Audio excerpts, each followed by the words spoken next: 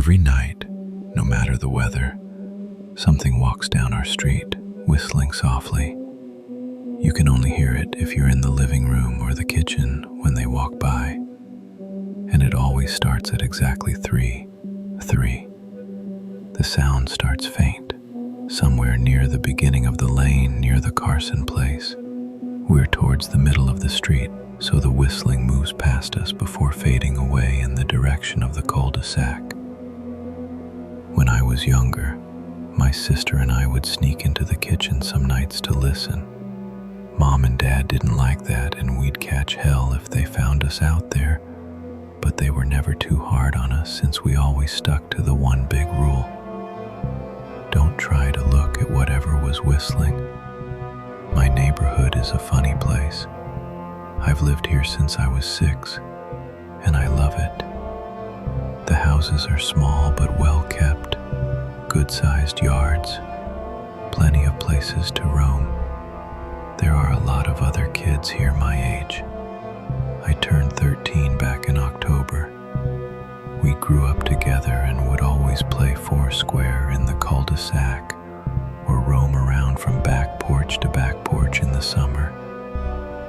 This was a good place to grow up. I'm old enough to see it. And there's only the two strange things here: the night whistling and the good luck. The whistling never bothered me much. Like I said, I couldn't even hear it from my bedroom. But Mom and Dad don't like talking about it, so I've stopped asking questions. My dad is a strong guy, tall and calm. He has an accent since he moved to the US as a kid. His family, my grandparents, they're from the islands. That's what they call it. My dad, the only time he isn't so calm is if the whistler comes up. He talks a little quicker then, eyes move faster, and he tells us not to think about it so much and to always remember the one rule, the big rule. Don't try to look outside when the whistler goes past. Not that we could look even if we wanted. See, there are shutters on the inside of every window, thick pieces of heavy canvas that pull down from the top and latch to the bottom of the window frame. Each latch even has a small lock, about the size of what you'd find on a diary. My dad locks those shutters every night before we all go to bed and keeps the key in his room. My mom, I don't know what she thinks about the whistling. I've seen her out in the living room before at 3:03 when the sound starts. I could see her if I cracked my door open just an inch to peek. She's not out there often. At least I haven't caught her much. But once or twice a month, I think she sits out there on our big red couch. Remember how I said there are two odd things about where I live? Well, besides our night whistler, everyone in my neighborhood is really lucky. It's hard to explain, and Dad doesn't like us talking about this part much either. But good things just seem to happen to people around here a lot. Usually it's small things, winning a radio contest, or getting an unexpected promotion at work, or finding some arrowheads buried in the yard. You know, the authentic kind. The weather is pretty good and there's no crime, and everybody's gardens bloom extra bright in the fall. A million little blessings, I've heard my mom say about living here. But the main reason we stay here, why we moved here in the first place, is my sister Nola. She was born very sick, something with her lungs. We couldn't even bring her home when she was born, only visit her in the hospital. She was so small, I remember, small even compared to the other babies. A machine had to breathe for her. We moved into our house here to be closer to the hospital. As soon as we moved here, Nola started getting better. The doctors couldn't figure it out. They chalked it up to whatever they were doing, but we all could tell they were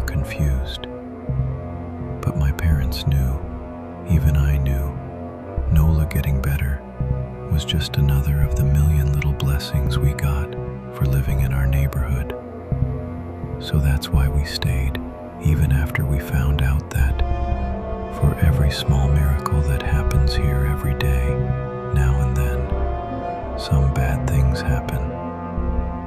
But they only happen if you look for the whistler. See, our neighborhood has a welcoming committee. They show up with macaroni casserole and a gift basket and a manila folder whenever someone new moves in. They're very friendly. 4 people showed up when we moved in 7 years ago. The committee made small talk, gave me a Snickers bar, and took turns holding Nola. It was her first week out of the hospital, so they were extra careful. Then the committee asked to speak to my parents in private, so I was sent to my room, where I still managed to hear nearly every word. The welcoming committee told my parents about how nice the neighborhood was. Really exceptionally hard to explain kind of nice. And then they told my parents about the even harder to explain whistling that happened every morning at 3:03 and ended at the tick of 3:05. The group, our new neighbors, warned my parents that the whistling was quiet, would never harm or hurt us, as long as we didn't look for what was making the sound. This part they stressed, and I pushed my ear into the door, straining to hear them. People who went looking for the whistler had their luck change. Sometimes not everyone dies. I heard the head of the committee tell my dad, but the life goes out of them. Even if they live, there's no light in them ever again. No presence. My mom, I could tell she wasn't taking it seriously. She kept asking if this was some prank they play on new neighbors. At one point, my mom got angry, accused the committee of trying to scare us out of our new home, asked them if they were racist on account of my dad being from the islands.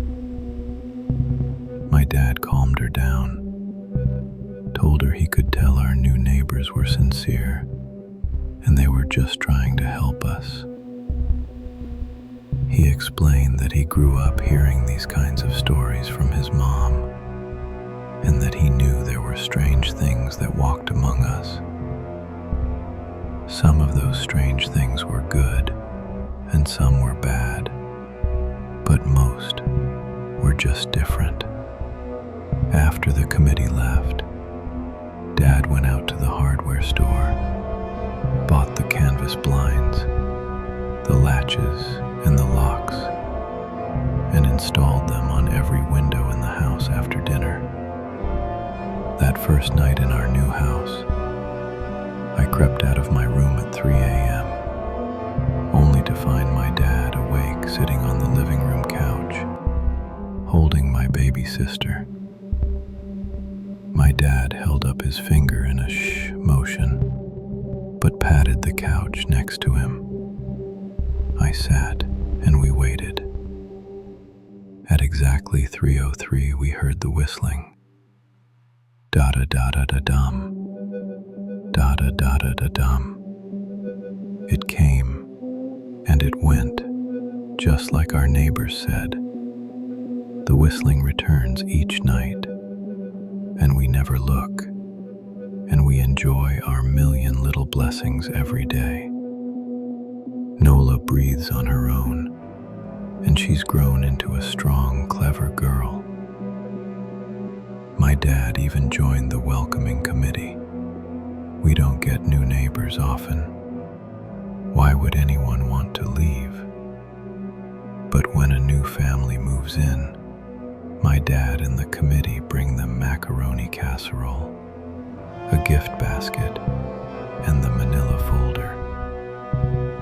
I can always tell by the look on my dad's face when he comes back if the family took the committee seriously or if we'd be getting new neighbors again very soon. Not long ago, a family moved in directly next to us. The previous owner, Miss Maddie, passed passed away at age 105. She'd lived a good long life. Our new neighbors seemed like they'd fit in just fine. They believed the welcoming committee, took my dad's advice about the locking shutters since they had a young child of their own. Whatever newspaper clippings were in that manila envelope, whatever evidence, my sister and I exchanged a glance. "We don't talk about that," I said. "I think it's that weirdo that lives in the big yellow house on the corner," Holden said. "Mr. Tolles?" my sister asked. "No way. He's really nice." Holden shrugged. "Must be a psycho killer then." Nola tensed. "We don't talk about it," I repeated. "Let's go in my room and play Nintendo." We spent the next few hours playing games, eating popcorn, and then watching movies. A typical sleepover. But I could see Holden was getting antsy. After my parents had wished us a good night, locked the blinds and gone to bed, Holden stood up from his beanbag and walked over to where Nola and I were sitting on my bed. "Have you ever even tried looking?" he asked. "It's nearly time." Like most sleepovers, we'd conveniently ignored any suggestion of a bedtime. I was shocked to see he was right. It was almost 3 a.m. I sighed. "We don't. See, I can't. I can't even try to look because my dad locks the blinds every night and hides the key," he continued, ignoring me. "So does our dad," said Nola. "No," replied Holden. "No, he doesn't. You saw him do it," I said, a little sharper than I meant to sound. Holden grinned. "Your dad locks the blinds, yeah, but he doesn't hide the key. He keeps it right on his normal keychain." "So?" I asked, worried I already knew what he would say next. Because I had noticed that my dad didn't bother hiding the key anymore after all of these years. Because he knew we took it seriously. "So, after your dad locked up, but before your parents went to bed, I went to the bathroom, and on my way I may have peeked into their room, and I may have seen your dad's keychain on his nightstand, and I maybe went and borrowed the key to blinds." Nola and I stared, and his grin only grew wider. "You're lying," I said. Holden shrugged. "You can check if you want. Just open your parents' door and look. You'll see his keychain right there on the nightstand." "Stay here," I told both of them. "Don't move a muscle." I hurried over to my parents' room, but hesitated at the door. If Holden wasn't lying, my dad would be angry, beyond angry. I was scared thinking about it, but more scared of an open window with the Whistler right outside. I opened the door, barely an inch, and looked in, but it was too dark to see. Taking a deep breath, I walked into the room. 2 steps into the dark, I froze. The whistling started, and I could hear it clearly from my parents' room.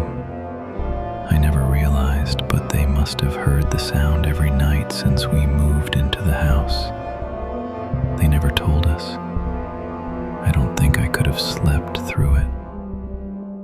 I stood there, listening to the whistling come closer, unsure whether I should turn on a light or call out for my dad. Soft sounds from the living room brought me back to reality.